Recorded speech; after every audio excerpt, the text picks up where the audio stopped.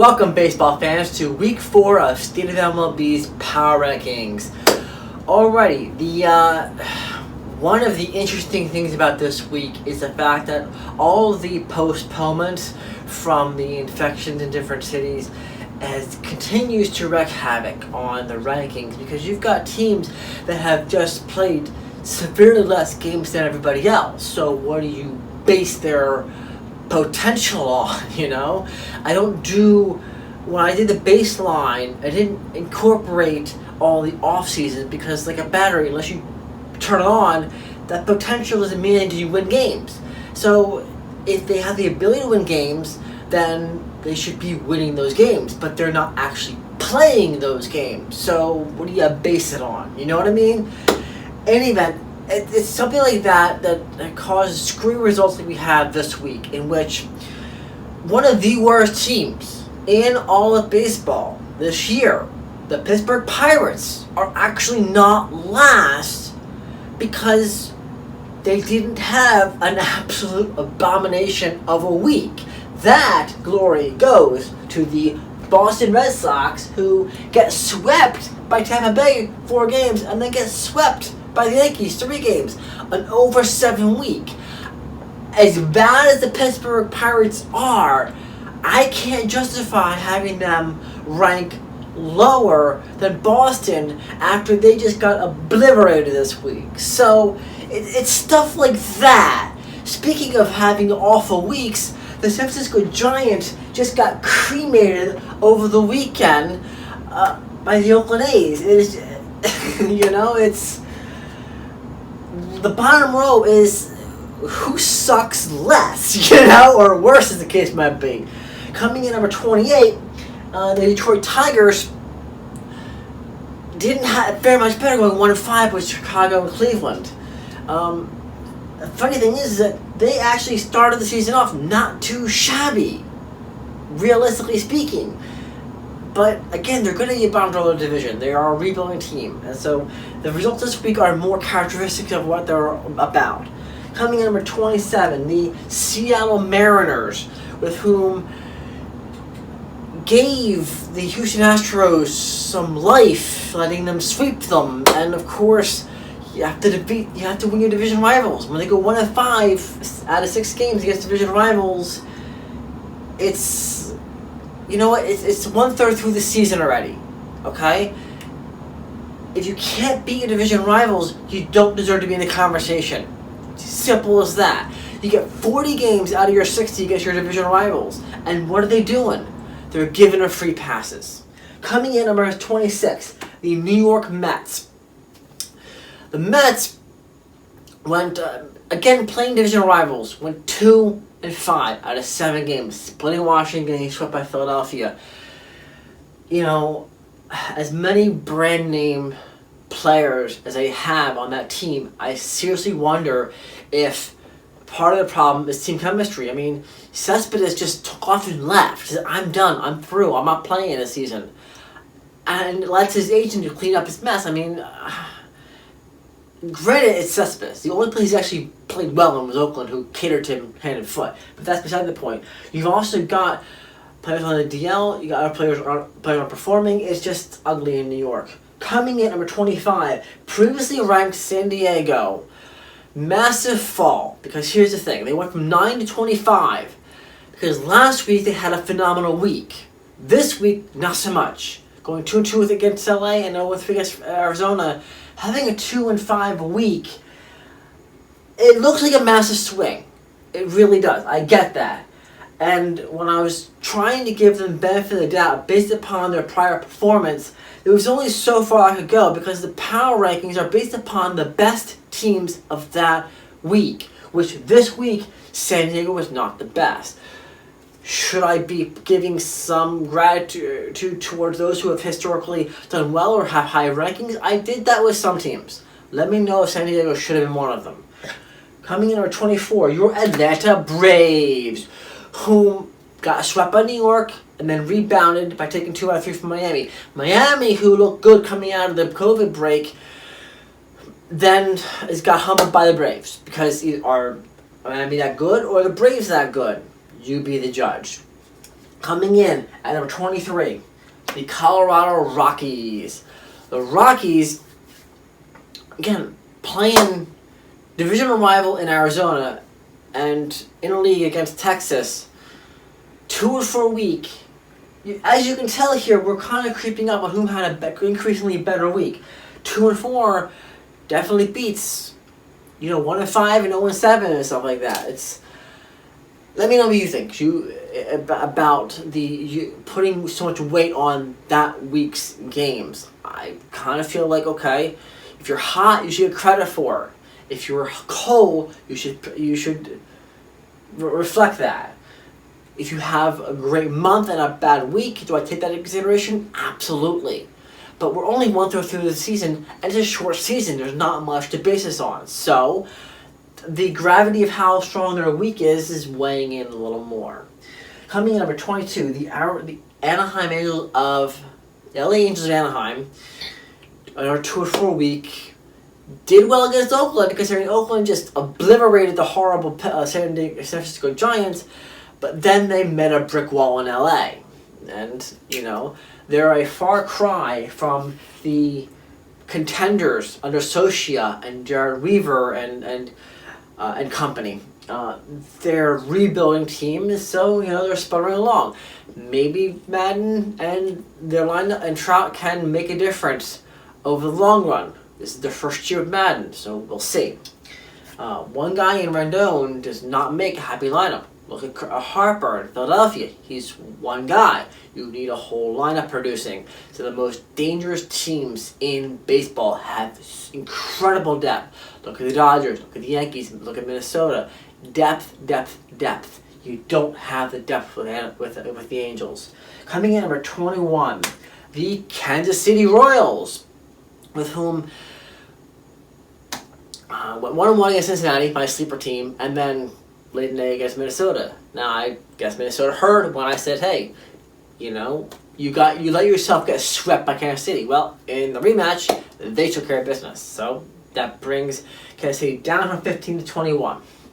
Coming in at number 20, the Toronto Blue Jays get to take advantage of their home in Buffalo, hit a whole bunch of home runs, and in doing so, allow themselves to rise 5 spots from 25 to 20, splitting with Miami and then losing to Tampa Bay, at least for a 2-3 week, but it's still wins, and it's still a better week than the bottom row here, so we'll see what happens. Now, Bo Bichette is a phenomenal player, and with him out of lineup, that's going to hurt them and their chances, but we'll see what happens. Coming in at number 19, your Miami Marlins. As much as I would love to root for them to go all the way, they're still... They came out of the gate. They did well against Philadelphia. They came back. They did well against Baltimore, and now they're just treading water again. When 1-1 against Toronto and 1-2 against Atlanta, I had to drop them back down to 19. I probably was being too generous with them last week, having them up to 10. Now they're more along probably where they belong. Coming at number 18, the previously 30th ranked Pittsburgh Pirates. And fundamentally, the sole reason why they are this high was because they had a 500 week. They went 1-1, losing the first half of the week to the COVID postponements, and then splitting against Cincinnati, whom is granted a superior team. And the fact they salvaged the game out of that, it's okay. They suck as a team. They're horrible this year. But in comparison to everyone below them, going 500 is still an improvement over everybody else here. So, enjoy the gift, Pittsburgh. It probably won't be there next week. Coming at number 17, your Cincinnati Reds. Cincinnati, going 1-1 against Kansas City and Pittsburgh, like Pittsburgh, have an average week of 500, 2-2 week. Only now you're looking at they played more games, they won more games, they overall deserve to be higher ranked because they performed better than Pittsburgh. When you go 2-2, it's still better than 1-1 because you played twice as many games and still 500. Coming in at number 16, your Washington Nationals, your division, your World Series champion defenders here, getting off to a painfully slow start, but going 4-4 this week, splitting both Baltimore and New York, allows their star to rise 12 spots from last week. Was I had them down too far last week? Maybe, but they did have a really hard week last week, and I'm trying to give some credibility to both how they do this week and how they've done all the season so far. And last year, they were really treading water middle until the end. Then they made a surge, and then they surprised everybody in the playoffs. So maybe this is one of those sleeper teams that shows up on the second half. They're only 1/3 through the season. So according to their standards, according to the way they're writing their playbook, they still have time. We'll see. Coming in number 15, halfway through the power rankings, your Chicago White Sox. Having a very average 3-3 week, going 2-1 against Detroit and 1-2 against St. Louis, I have to give St. Louis credit for the fact that they are trying to catch up ground despite having a brutal schedule. They're going to be playing a ton of doubleheaders, and I feel so much pity for them. On the Chicago White Sox side, you're another one of the you got this whole row are played 500 ball this week. So based upon run differential, season performance, and who you played, they pick up number 15. Coming in at number 14, your St. Louis Cardinals, with whom, like I just got mentioned, they're trying to catch up. And this is the first team in our power rankings that had a positive week. They only played 3 games playing Chicago, taking 2 out of 3, and they come back after losing half the week from the COVID. So welcome back to gameplay. Good luck with your rough schedule, and get yourself a little bit of seed money here. Since you did manage to finish the week on a positive note, being above 500 for the week, I'll give you a 14th spot. Good luck on the journey ahead of you. Coming in at number 13, your Philadelphia Phillies. Phillies going 4-3 this week, getting absolutely swept by the Baltimore Orioles, but then sweeping division rival New York Mets, raise their spot 14 spots from 27 to 13. Now, I realize all these wicked swings going on here, how teams are rising and falling by such dramatic margins here. We have as high as 20 spots, we have as low as 21 spots. They're all over the map because of how few games we've played in this season so far. We're at 20 games at this point. We're 1/3 through the season.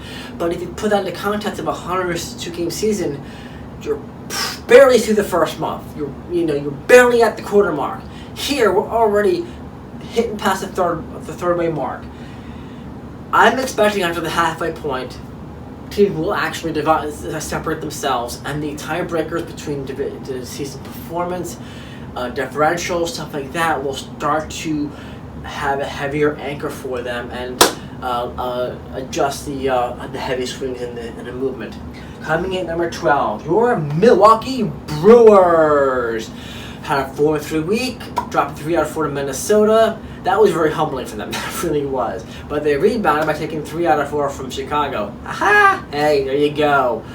Allows them to rise 10 spots, and this is a team that I expect to be in the playoff conversation. Where remains to be seen, but they had some unfinished business from last year. Coming in and rounding out the middle 10 are your Chicago Cubs. Going 3-3, granted, they had an average 500 week, and some of these teams had positive weeks, but I have to give some credence here to the fact that they've had a strong season so far. They're in, I believe, first place in the division, and they've had some good weeks coming into this, so yeah, I give them credibility.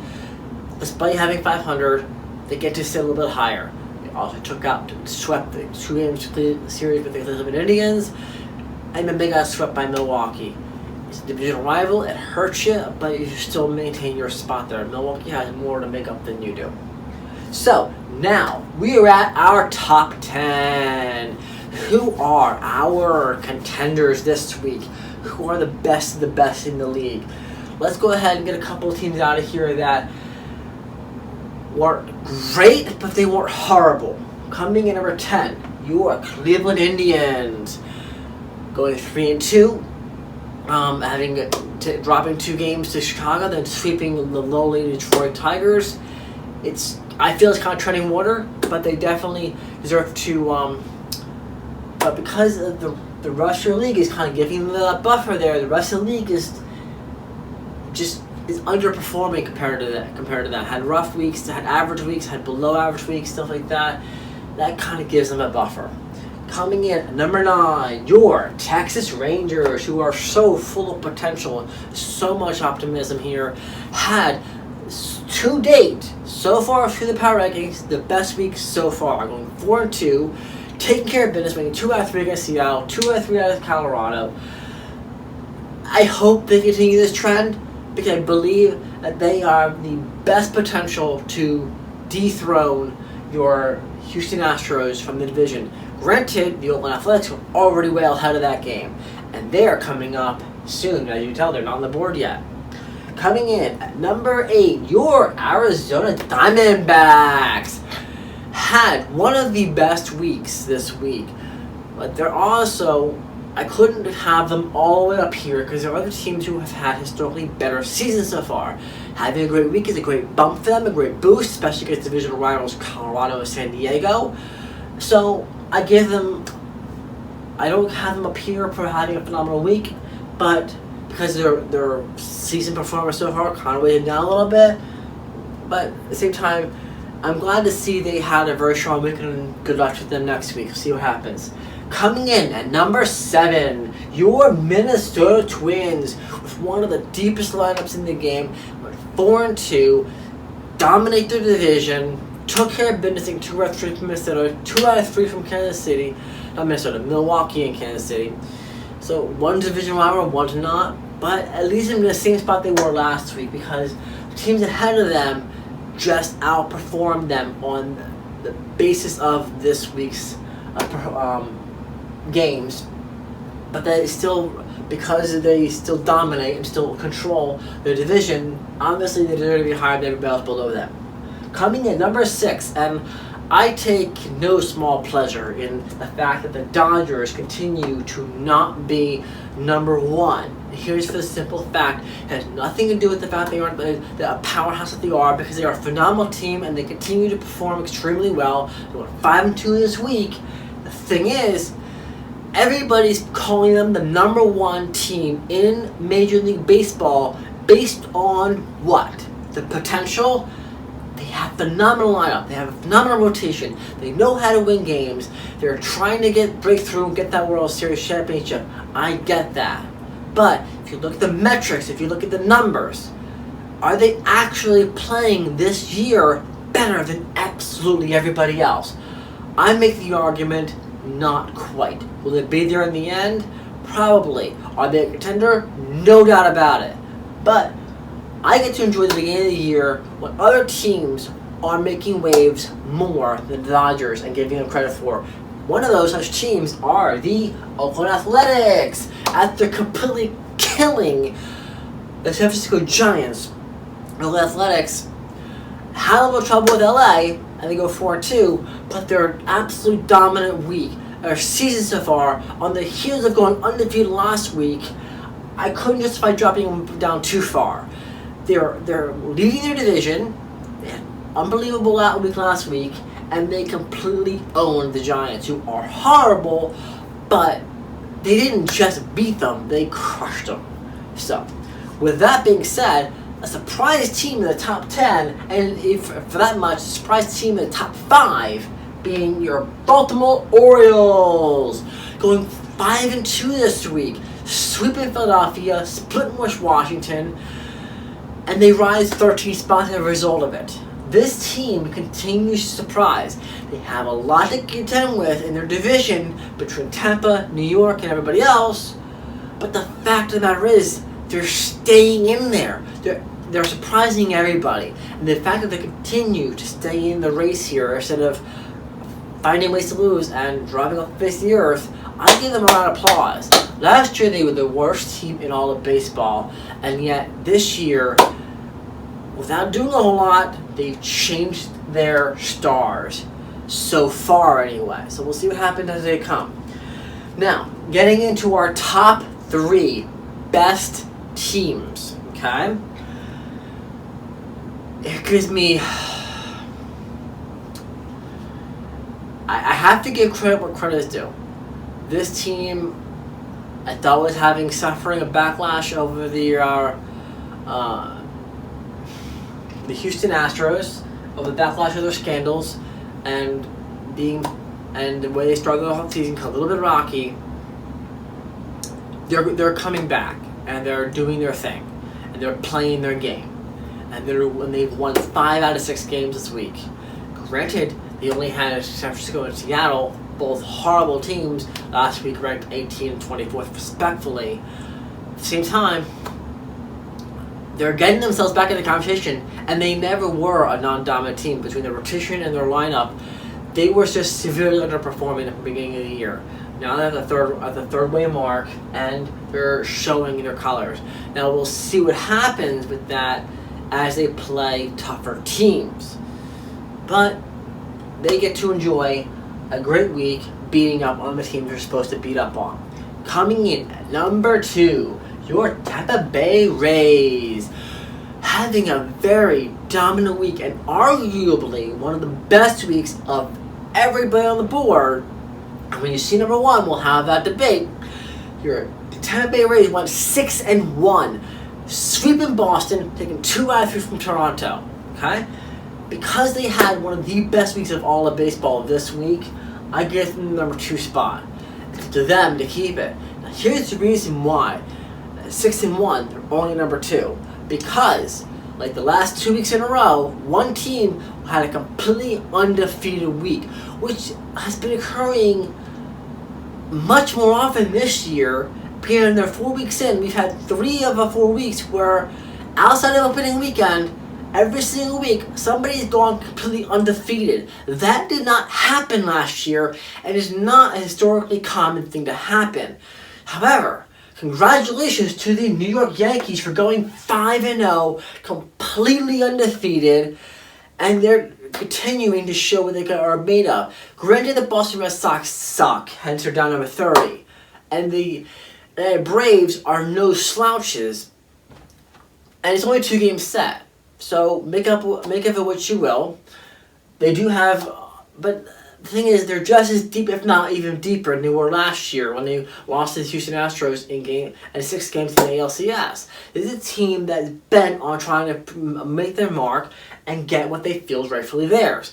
And when they are having 2 out of 4 weeks of the season going completely undefeated, having a 7-0 week and a 5-0 week, that's 12 games. Regardless of who you're playing against, well, they went undefeated. Out of 20 games in the season, you're talking over half their games. They went undefeated. They secured 2 undefeated weeks, and they weren't exactly bad the other 2 weeks, taking 2 by 3 from Washington in the opening weekend. Granted, probably their biggest slight is the fact that they dropped 3 out of 4 to Tampa, and look what Tampa's doing. They're continuing to ride those waves. So, let me know what you all think about what I think. Do you think these numbers are screwed? Do you think are skewed? Do you think your team should be higher, lower? Let me know what you think. Do you like the fact that they're based upon the performance of that week? Do you think more weight should be given to their season performance and other metrics? Let me know your thoughts on all of this. In the meantime, if you just happen to be coming across this video on YouTube, please hit like and subscribe. It greatly helps the channel. And until next week, thank you for watching. Talk to you next time.